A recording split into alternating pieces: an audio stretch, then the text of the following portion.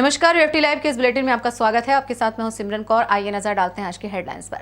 बहराइच में बनने के साथ ही नाले निर्माण हुआ ध्वस्त। बसपा की करारी रामलीला मैदान में रैली, उमड़ा जन सैलाब। नगर निगम अयोध्या के सदन के 4 वर्ष पूरे होने पर रामकथा पार्क में एक समारोह का आयोजन। सपा नेता पंडित समरजीत ने रिकाबगंज चौराहे पर बिना हेलमेट लगाए चल रहे 2 पहिया वाहन चालकों को समाजवादी हेलमेट निःशुल्क बांटा। आजमगढ़ विधानसभा चुनाव 2022 की तैयारियों में जुटा प्रशासन। गौरा विधानसभा में सोमवार को होगा सपा का महामेला। सरकार के खिलाफ अच्छाई और बुराई बताते हुए अधिकारियों पर लगाया आरोप, सामान न देने की बात कही। 120 बोरी चावल मामले को डिप्टी सीएम ने लिया संज्ञान में, जिलाधिकारी आजमगढ़ को दिए निर्देश।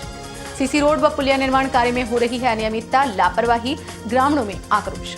अब खबरें विस्तार से। मिहीपुरवा तहसील क्षेत्र के अंतर्गत विकासखंड मिहीपुरवा के ग्राम सभा परवानी गौड़ी में कई महीनों से ग्राम प्रधान प्रतिनिधि रामफल रावत द्वारा नाले का निर्माण कार्य करवाया जा रहा था, जिसमें टोटल घटिया मटेरियल का इस्तेमाल किया गया। लेकिन ग्राम प्रधान की दबंगई की वजह से गांव के लोगों ने इस मामले को संज्ञान में नहीं लिया और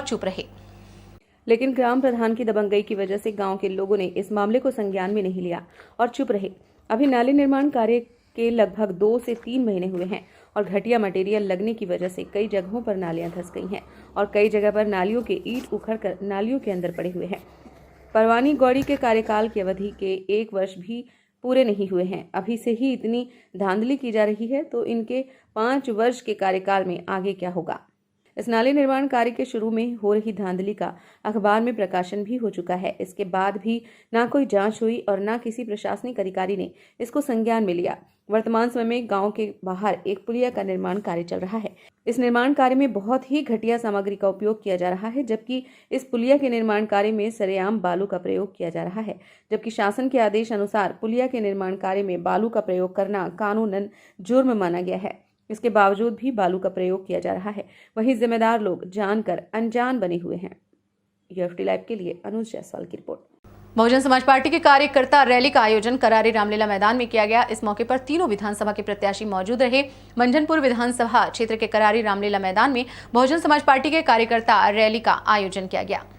ग्रामीणों को संबोधित करते हुए मुख्य अतिथि ने कहा कि भाजपा की कथनी करनी में बहुत बड़ा अंतर है। गरीबों को 15 लाख रुपए देने का झांसा देकर सरकार बना लिया, लेकिन उनके खाते में 5 वर्ष के अंतराल में 1 फूटी कौड़ी नहीं पहुंची।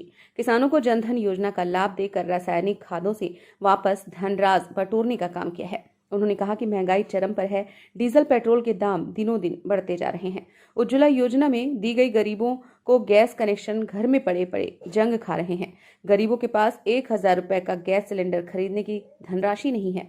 गरीबों को अभियान चलाकर बिजली कनेक्शन दिया गया, लेकिन कुछ दिन बाद ही उनका शोषण कर लंबा बिजली बिल भेज दिया। बिजली बिल बकाया होने के कारण उनके घरों की बिजली काट दी गई। भाजपा सरकार में ब्राह्मणों का शोषण किया जा रहा है। बहुजन समाज पार्टी की प्रमुख मायावती की सरकार में गरीब बेसहारा लोगों का बहुत ज्यादा ख्याल रखा जाता था। अपराधी गुंडा माफिया जेल की सलाखों में थे, लेकिन सपा भाजपा की सरकार में गुंडा माफिया गरीबों की जमीनों पर जबरन कब्जा कर रहे हैं। आए दिन मां बहनों की इज्जत तार तार कर रहे हैं। प्रदेश में कानून व्यवस्था बद से बदतर है। अपराधी प्रदेश की सरकार चला रहे हैं। ग्रामीणों को संबोधित करते हुए मंझनपुर प्रत्याशी डॉक्टर नीतू कनौजिया ने कहा कि समाजवादी पार्टी की साइकिल को आने वाले विधानसभा चुनाव में पंचर करना है। गांव गरीब का ख्याल न रखने वाला पूर्व मंत्री गरीबों का शोषण कर रहा है। विधानसभा प्रत्याशी अतुल द्विवेदी ने कहा कि बहन कुमारी मायावती की सरकार में ब्राह्मणों का सम्मान किया जा रहा है। सिराथू विधानसभा प्रत्याशी संतोष त्रिपाठी ने संबोधित करते हुए कहा कि प्रदेश के उप मुख्यमंत्री केशव प्रसाद मौर्य ने 5 वर्ष में क्षेत्र का विकास नहीं किया। उन्होंने कहा कि आने वाले विधानसभा चुनाव में मतदाता बहुजन समाज पार्टी के साथ कंधे से कंधा मिलाकर बहन जी की सरकार को बनाने का काम करेंगे। बहुजन समाज पार्टी के कार्यकर्ताओं को सुनने के लिए मंझनपुर विधानसभा और सिराथू चायल क्षेत्र से हजारों की संख्या में ग्रामीणों महिलाओं का जनसैलाब उमड़ पड़ा है। इससे विरोधी पार्टियां सत्ते में आ गई हैं। साथियों, भारत रत्न अपने आप की गरिमा को तब प्राप्त कर पाया जब बाबा साहब को भारत रत्न बनाया गया। ऐसे हमारे बहुमूल्य रत्न डॉक्टर भीमराव अम्बेडकर साहब के चरणों में श्रद्धा सुमन अर्पित करते हैं और दलित चेतना जिनके नाम लेने से ही ज्वलित हो जाती है और एक ऊर्जा प्राप्त करती है, ऐसे हमारे मान्यवर साहब के चरणों में श्रद्धा सुमन अर्पित करते हैं। मंच पे उपस्थित हमारे सभी मार्गदर्शक अग्रजों को सादर जय भीम करते हैं। साथियों, इस देश में जब चुनाव आता है तो एक चर्चा चलती है कि ये देश किसका है और इस देश में किसको रहना है और किसको बाहर जाना है। इस देश में ये चर्चा चलती है जब चुनाव आता है। तो साथियों, मैं इस मंच के माध्यम से बताना चाहता हूं कि ये देश उसका है जो देश को देश समझे।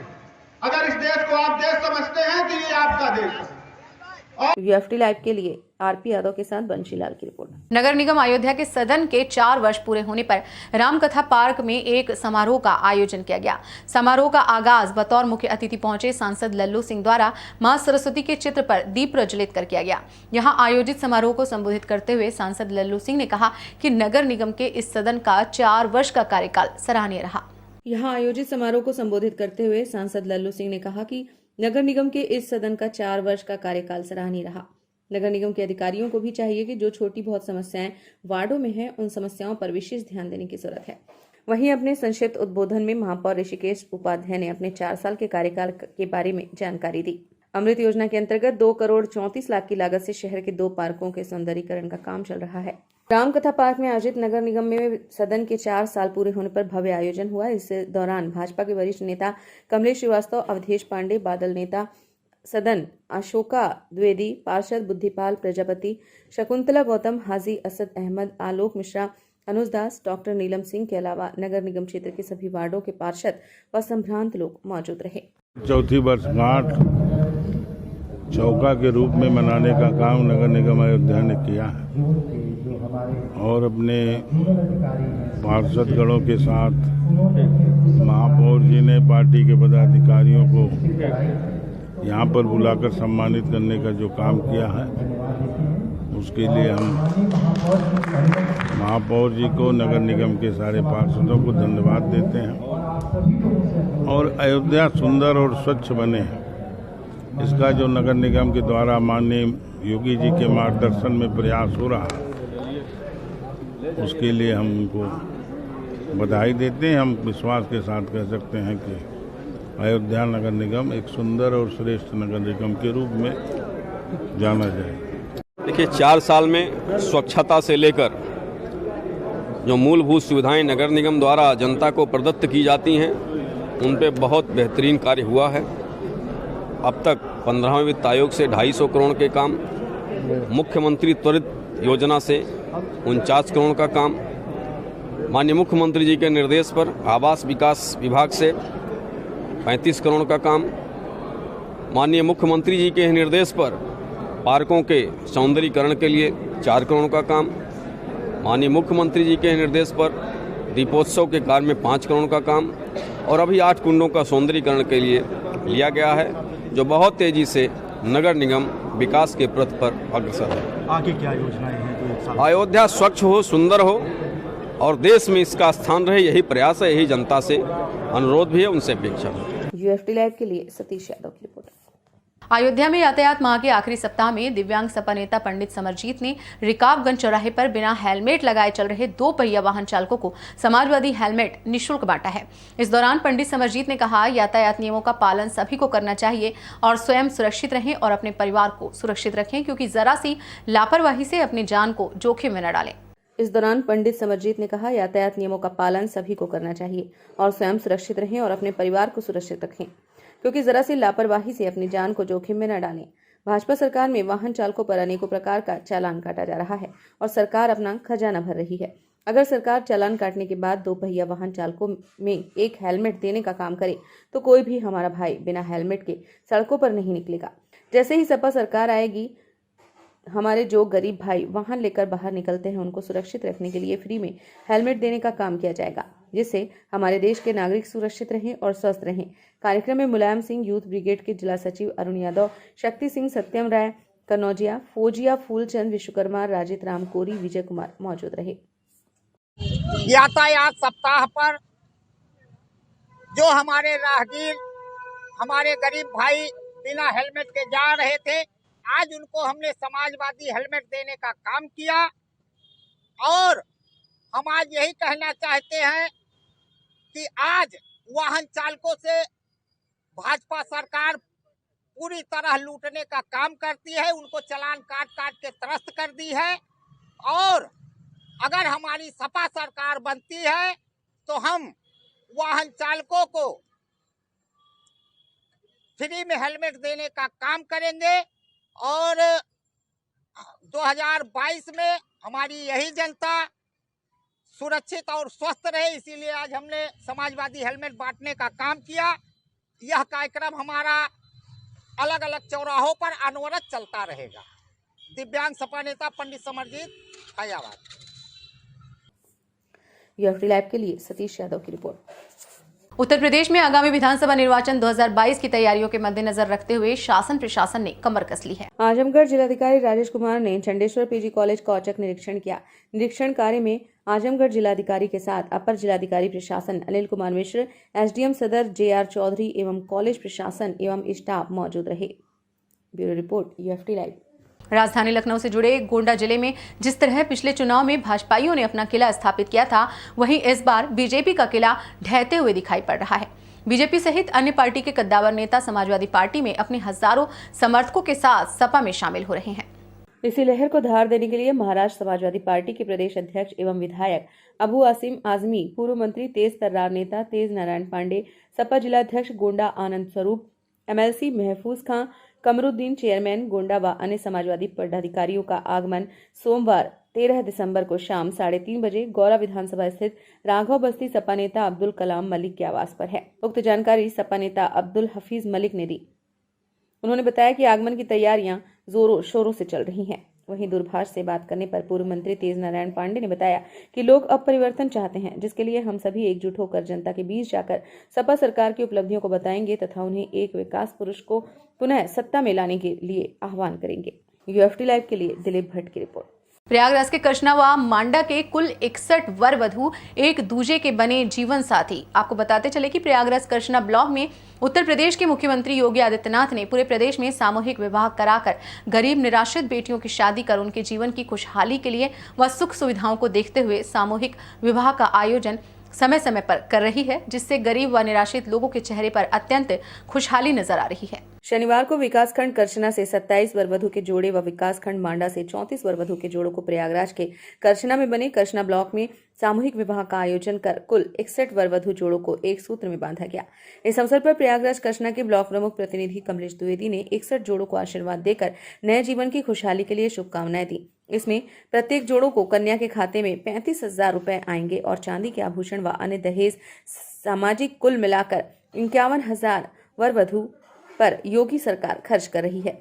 इस अवसर पर कृष्णा ब्लॉक प्रमुख प्रतिनिधि कमलेश द्विवेदी, पूर्व ब्लॉक प्रमुख विजयराज सिंह, पीयूष रंजन निषाद, निवर्तमान प्रत्याशी भाजपा ज्ञान सिंह पटेल, जिला उपाध्यक्ष भाजपा त्रिवेणी प्रसाद, ADO ISB Rameshwar Singh, accountant अल्प नारायण सिंह, ब्रजेश वरिष्ठ सहायक मनीष शुक्ला, कंप्यूटर अधिकारी ब्रजेश द्विवेदी, वरिष्ठ सहायक IDO समाज कल्याण करछना व मांडा के विजय शंकर यादव, विकास खंड अधिकारी विवेक कुमार मिश्र, प्रधान संघ अध्यक्ष अवतार सिंह, चनैनी प्रधान धितेश तिवारी, शुभम द्विवेदी, मांडा के विकास खंड अधिकारी शिव गोविंद पटेल, विकास खंड के कर्मचारी राजीव सक्सेना, विजेंद्र कुमार शुक्ला, विजेंद्र द्विवेदी, संजीव कुमार, भाग्य भूषण फूलचंद, खेमराज, बलवंत चौहान, भोलानाथ, तकनीकी सहायक और मौके पर करछना थाना के प्रभारी टीकाराम वर्मा, कमलेश आनंद सिंह, परलोक चौधरी, धीरेन्द्र पटेल, अभिषेक यादव, संजय आदि सभी के आए हुए सदस्य लोग कार्यक्रम में ब्लॉक के समस्त कर्मचारी और सभी पत्रकार साथी मौके पर उपस्थित रहे।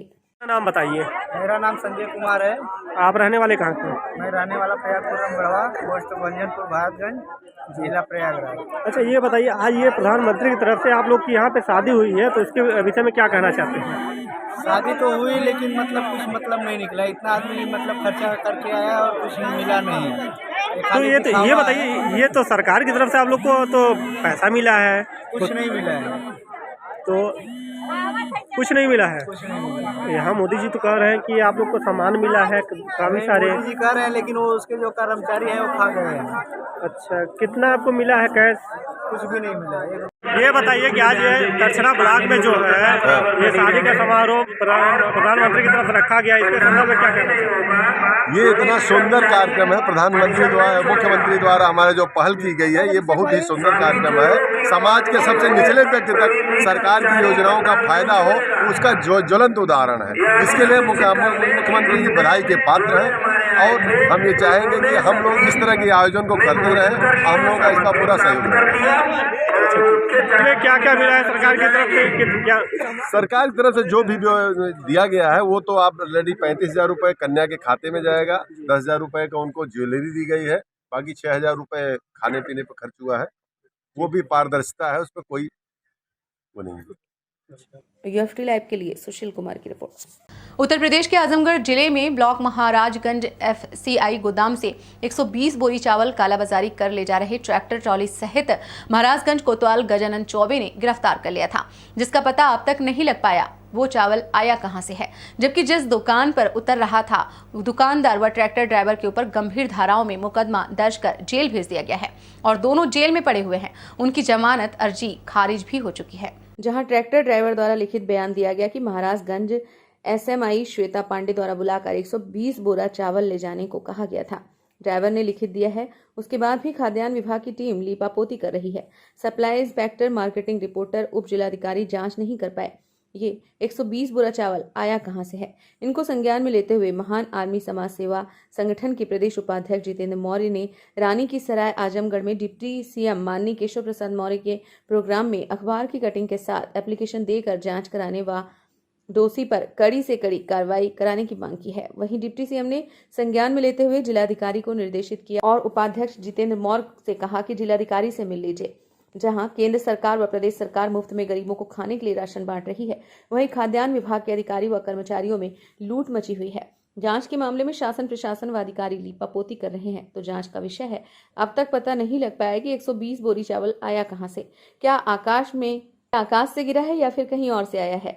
क्या प्रिंट मीडिया भी गलत लिखा है, लेकिन लीपापोती करने वालों के खिलाफ सख्त से सख्त कार्रवाई करने की मांग की गई। देखना यह है कि योगी राज में जहां गुंडों का सफाया किया जा रहा है और भ्रष्ट अधिकारियों के खिलाफ एफआईआर कर जेल भेजा जा रहा है, जबकि गोदाम की चाबी उन्हीं के पास थी, तो गोदाम से 120 बोरी चावल निकला कैसे। क्या महाराजगंज ब्लॉक पर एसएमआई श्वेता पांडे पर कार्रवाई हो पाती है या नहीं। यूएफटी लाइव के लिए जितेंद्र मौर्य की रिपोर्ट। शहर से सटे ग्राम पंचायत मवई बुजुर्ग गांव में विधायक निधि के द्वारा सीसी रोड निर्माण का कार्य कराया जा रहा है, जिसमें शुरुआत से ही तमाम अनियमितता देखने को मिल रही है। जहां पर नालियों को मरम्मत करने के लिए जो ईंट लगाई जा रही है वो पूरी तरह से खराब व काली पड़ी ईंट का प्रयोग किया जा रहा है। ईंट तुरंत टूट जा रही है। लोगों का आरोप है कि जानबूझकर ठेकेदारों के द्वारा खराब काम करवाया जा रहा है। कहने पर भी नहीं मान रहे ठेकेदार के लोग, जिससे आसपास के ग्रामीण आक्रोशित हैं। लोगों ने आरोप लगाया कि बहुत सारी अनियमितताएं सीसी रोड पर देखने को मिल रही हैं। वहीं पास के उदय भान, ईशु प्रजापति व सुखराज वर्मा ने बताया कि पुलिया निर्माण में भी अनियमितता से घटिया काम करवाया जा रहा है। पुरानी पुलिया में ईंट जोड़कर बनाकर खाना पूर्ति कर रहे हैं। क्या नाम भैया? भैया मेरा नाम ईशु प्रसाद है। कहाँ पे खड़े हैं आप? मैं ग्राम मवई मैं पोस्ट बांदस में बोल रहा हूँ। क्या समस्या है? समस्या ये है कि यहाँ पे जो है अच्छे से काम नहीं हो रहा है। यहाँ पे नाला बन रहा है तो नाले में जो है वही पुराना जो है माल पड़ रहा है और मिट्टी नीचे डाल के जो है दो आंगुर जो है माल डाल रहे हैं। यहाँ पे ऊपर से जो है दिखा रहे हैं बराबर, नीचे से उसी तरह है। तो क्या आरसीसी बन रही है क्या यहाँ पे? जी हाँ। तो आरसीसी के नीचे क्या डाल रहे हैं? मिट्टी डाल रहे हैं? जी हाँ, कुछ मिट्टी पड़ रही है, कुछ जो है गिट्टी पड़ रही है। गिट्टी कितनी डाल रहे हैं? गिट्टी वही करीब 2 आंगुर 3 है। और ये ईंटा कैसा क्या लगा रहे हैं यहाँ पे? ईंटा नंबर रद्दी क्वालिटी का ईंटा है। कैसा ईंटा है? मतलब कुछ जो पुराना लग रहा है, कुछ नया आया है थोड़ा बहुत। मतलब यहीं का निकाल के ईंटा यहीं पे लगा दे रहे हैं क्या? ईंटा कहाँ लगा रहे हैं? ईंटा यहीं पे नाली पे बॉर्डर पे लग रही है। मतलब आरसीसी के बॉर्डर में ईंटा लग रहा है? जी हाँ। तो यहाँ पे मसाला कैसे बन रहा है? कितने का मसाला लग रहा है आपको पता है? मसाला वही करीब 10 एक का लग रहा है। 10 एक का मसाला लग रहा है।